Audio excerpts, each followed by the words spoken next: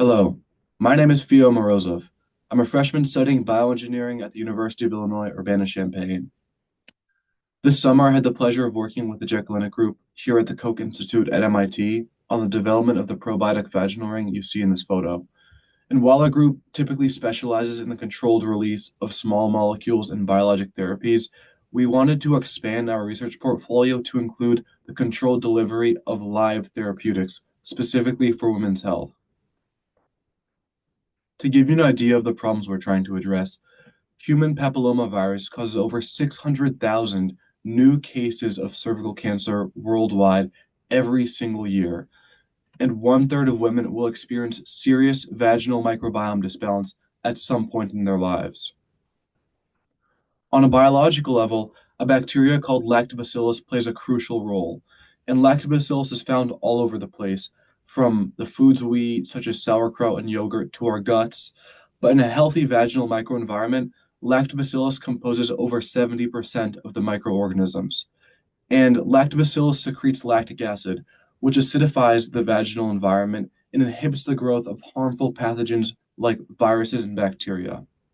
So across the board, whether it be HIV, HPV, cervical cancer, or bacterial vaginosis, we see a decrease in lactobacillus.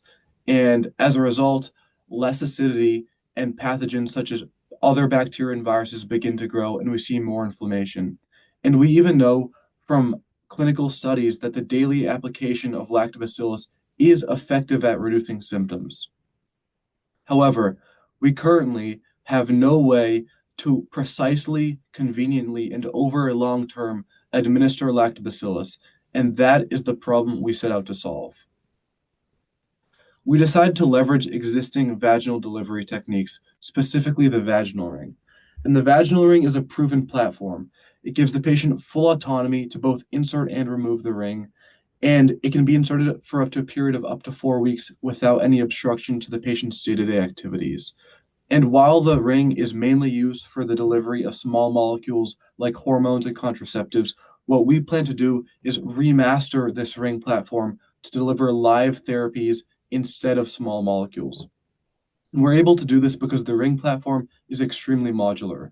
So for us, it means we can make the ring itself and we can change the content of the ring. We can change the bacterial strain composition. We can change what kinds of probiotics and prebiotics we add to the ring.